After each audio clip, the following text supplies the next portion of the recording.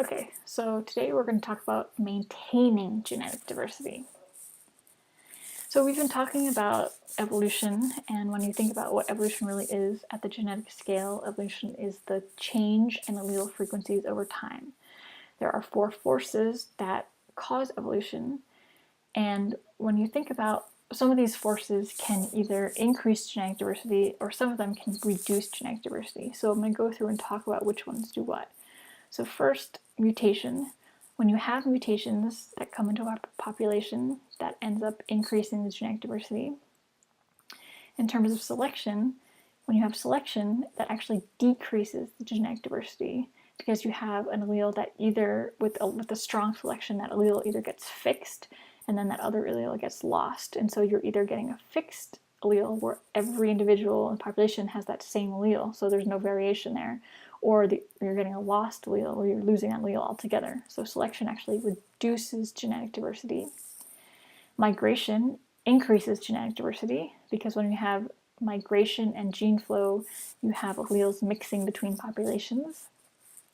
And then chance or genetic drift decreases genetic diversity, again because randomly a certain allele is fixed and another allele is lost, and so ultimately it's reducing the genetic diversity.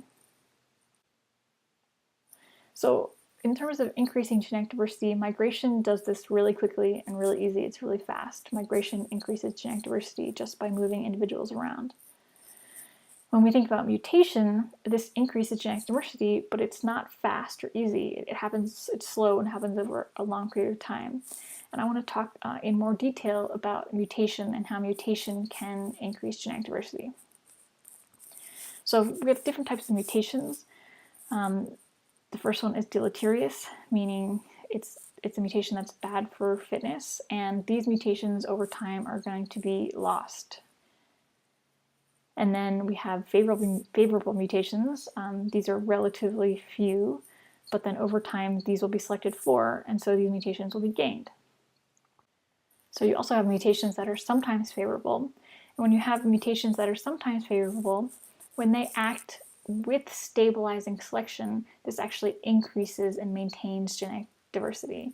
So we're going to talk about three of these a little bit later, but just so you know, these include heterozygote advantage, rare allele advantage, and Kleins. And then finally, we have mutations that are neutral.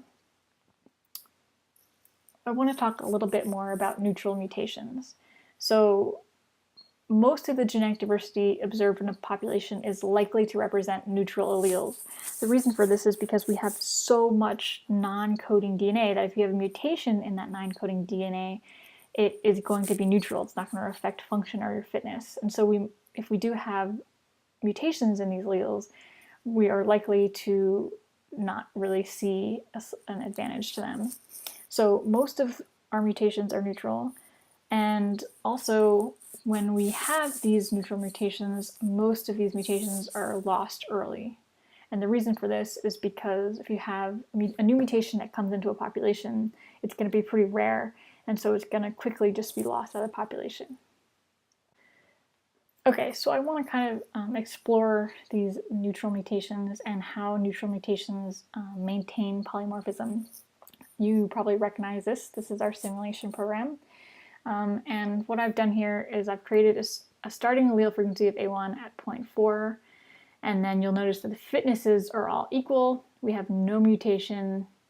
But over here, which changes that we're changing the population size from infinite to finite. So when we run this, this is going to represent genetic drift, which is the random chance. So if we run it, randomly our first simulation, the first population, this allele goes to fixation, and this one also goes to fixation, and that one is lost, and then we have another one fixated, another one lost, another one lost, another one lost. So there are a couple of things that you can see from this. One of them is that you can see how genetic drift either causes an allele to go to fixation or to be lost, but you can also see how this maintains genetic diversity. The reason is because if you have these fluctuations in here, you can see here, if this is A1 is high right here, that means A2 is going to be pretty low, but you're going to maintain both of the high and the low alleles. And so if it keeps going back and forth, you're going to have A1s and you're going to have A2s. So you're going to end up having that genetic diversity because you're going to maintain both of those alleles in the population. In starting to explore the role of neutral mutations on evolution, several scientists came up with the idea of neutral theory. And neutral theory is the idea that most evolution is caused not by selection, but by the random fixation of neutral mutants. So think about this. This is an idea that's saying it's not about selection. It's not about the environment pushing things to be more fit or less fit. Most of evolution is because of just random chance of these neutral mutants. As you can imagine, this really caused a stir when this came out. It was like, what? How can that be? How can all these neutral mutants in the fixation be more important than selection in evolution? And the scientists that came up with this idea had several predictions and based on this neutral theory. So they had several predictions, and we're going to kind of go through these predictions and we're going to rate them and see if when these predictions were tested, whether or not they supported the theory or did not. So one of the first things is that neutral theory predicts that there's a constant, always present mutation rate where these neutral mutations are constantly mutating and coming into populations. And if there is a constant mutation rate, then that means that there's the possibility of having a molecular clock where you use mutation to determine when two species diverge. It's kind of a really neat idea. This means that if you figure out when mutations start or when they occur, you can actually date that back in time and say, oh, well, that happened in this year, in this day. And when this was actually tested, people started looking for molecular clocks. There's some indication that this is somewhat true. So they were able to find that there is somewhat of a rate where mutation does occur. However, when they looked at different organisms, the mutation rate was different, so there was variation there, and there was also variation between different types of markers. And so this meant that it wasn't exactly true that you had a really concrete, clear molecular clock.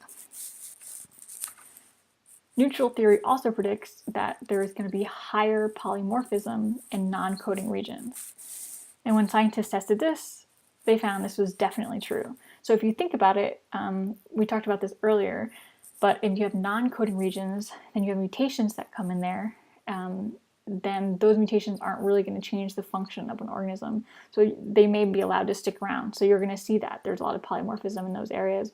However, if you have a functioning region that gets translated into protein, when there is mutations there, it changes the function of the protein. So it's very less likely that those mutations will stick around because they'll probably get selected against or hurt the individual so that they'll be lost. And then the third thing that neutral theory predicts is that as population size increases, so does genetic diversity. So here's a graph that shows the predicted relationship. You see population size on the x-axis and heterozygosity on the y-axis, and you can see that this prediction is that as population size increases, so does heterozygosity. And then when this was tested using actual populations and measuring heterozygosity, they found that this doesn't really hold up in the specific way that they think it's modeled here. So this led the scientists to think, okay, maybe it's not quite neutral theory is what's going on in evolution, but something called nearly neutral. So they kind of modified the theory to a nearly neutral theory. So nearly neutral theory says that mutations still exist, but that only a small proportion of those mutations are neutral and more mutations are mildly deleterious. So this kind of indicates that it's not all about random chance and neutral mutations that cause evolution. It's saying that that's a small part of it, but that selection does play a bigger role. So this kind of does give a little bit more credit back to selection, and that in large populations, selection will remove these mildly deleterious alleles, and in small populations, these mildly deleterious alleles are effectively neutral. To understand the forces that maintain genetic diversity in a population, you must know how strong the selection is on them. So you can think of selection as kind of a continuum. So you have, on the left, you have negligible selection pressure, and on the right, you have strong selection pressure. And then different types of molecular markers have different selection pressure on them. So if we think about it, here on the left-hand side, non-coding DNA or microsatellites are both going to have negligible selection pressure or low selection pressure. And this is because these are non-coding. If there's mutations on there, it doesn't really matter. Microsatellites are just stutters that are repeat units that are also non-coding. So that selection against that is the pressure is very low. And then as you move higher up on this continuum, you have translated DNA. So this is DNA that gets translated into amino acids. And when there's changes here, it's going to have a slightly stronger selection pressure. It's either going to be fixed or lost. And then as you go even farther, you have proteins, and this has even stronger selection pressure either for or against them, because changes either can help or hurt organisms' fitness. And then very strong on this continuum are things like gene clusters, including the MHC, which is immune genetic response, mitochondrial DNA, things like visual polymorphisms. And so this is something like what an organism looks like. If we think back to the moths that are dark or light, it's how the predators can see them. So predators can see them. If they can see them really strongly, then they're going to be selected against, and if they can't see them very well, they're going to be selected for. So they're going to have strong selection pressure. And then also in reproductive fitness, so sexual selection is also really strong. If a mate is considered attractive, then that phenotype is going to be passed on to their offspring, and so that has a really strong selective pressure. So stabilizing selection is a mechanism for maintaining genetic diversity. And if you remember back to the graph, you can see this is what it represents. The stabilizing selection is selection against both extremes, and actually selection for the heterozygote, or the alleles that show the most variation. And there are three types of stabilizing selection that enhance genetic diversity. The first one is heterozygote advantage. The second one is rare allele advantage, and the third one is Klein's, and we're going to talk about these now. So heterozygote advantage is when the heterozygote is more fit than either homozygote. And a really good example of this is sickle cell anemia. So here we have normal blood cells on the left and sickle cells on the right, and so what happens is these normal blood cells are fine until they are found in a reduced oxygen environment, and then they sickle and they kind of become that shape. And this is not really good for the organism, because then, the organism meaning humans, because then these sickle cells can clot and cause problems for the individual. However, in places where there's malaria, this is actually an advantage, because the malaria parasite goes into the red blood cell, and it creates this oxygen low environment. It causes these blood cells to sickle, and then the blood cells don't support the parasite anymore. So it's actually good to have sickle cell anemia in areas where there's malaria. But there's also something else, and that is that you can have the heterozygote. So you could have both the red blood cells, normal ones, and the sickle ones. And this one is the best of both worlds, because you have some protection against malaria, but then you also have some normal blood cells that will help you function and not have the problems of having all sickle cells. So you can see here that the relative fitness of the homozygote A is 0.76, the relative fitness of the heterozygote is 1, and the relative fitness of the homozygote SS, or for sickle cell, is 0.2. And so you can see this is an example where the selection is selecting for this heterozygote, or the heterozygote advantage. One thing I should note is that generally this heterozygote advantage in the real world is quite rare. So it's hard to find this, but it does exist.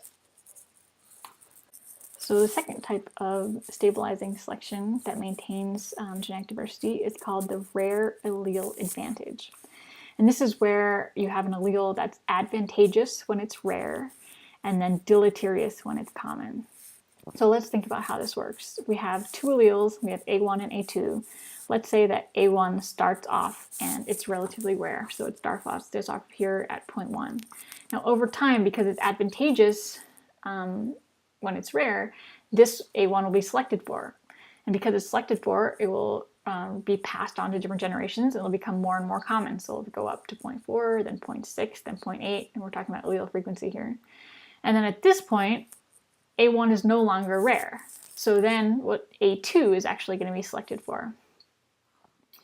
And so you get this shift from A1 to A2. And then this happens in the other direction, because at this point, A2 is rare, but then it becomes selected for, so it passes on to offspring, becomes more and more common, and then it shifts back to A1. So in this instance, you always end up having both A1 and A2 because they keep going back and forth. And so you end up having variation in genetic diversity because you always have both A1 and A2 at different ratios. And an example in the wild of this is guppy coloration. So these are male guppies. You can see that there's a lot of different colorations, and it turns out that female guppies actually selectively mate with the rare coloration in their population. And they don't actually know the exact mechanism for why this happens, but there's several hypotheses. So one of them is it's that females prefer rare males in order to avoid remating with the same individual that they did last time. So in order to, if you want to avoid mating with the same individual, if you go for one that's rare, you're like, oh, I probably didn't mate with this one. Another hypothesis is that it might help avoid inbreeding, because again, if it's rare, then it's probably not your kin. And then it's also possible that they are selected for and they mate with them because there's a survival advantage. So when you think about predators, predators can form a search image based on a common prey phenotype. And then that common prey are the ones that are eaten, and the rare ones survive and they reproduce, and then those ones become common, and then the rare ones then survive and reproduce, and those become common, etc., etc., etc. So in this case, the rare allele advantage actually promotes all of this genetic diversity because it promotes all these different color morphs so that some of them are rare and some of them aren't. And the final example of a stabilizing selection to maintain genetic diversity is a cline, or we can think of this as a continuum. And this is selection that differs by the environment or seasons and that maintains genetic diversity. So an example of this is the ladybug in the Netherlands. In the ladybug, there are two different color morphs. There's a red morph and a black morph.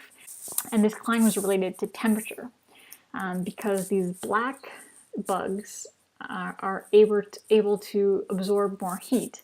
And so they were found in areas where it was cooler and more windy. And when researchers went and did a transect from the coast of the Netherlands inland, they found that there was a cline. So it turns out that inland, it was more cool and more windy, so they found more black morphs there. In fact, they found 60% of the animals were black inland, and then along the coast, only 10% of the individuals were black. And so this shows you that it actually maintains both of the color morphs because the environment is variable. And so in one situation, one color is better, and in the other situation, the other color is better. So actually, an interesting note about this, they did this original transect in 1980, and then they went back and did it in the late 90s. And so it was after 50 generations had passed and in a warming climate. And they found that when they went back in the 90s, that cline was now gone. So black morphs were reduced to 20% along the entire gradient. And this indicates that the dark morph is declining because it's not an advantage to be a dark morph.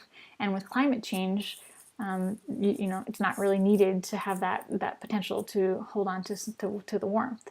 And this is a really interesting example of showing rapid genetic change in response to climate change.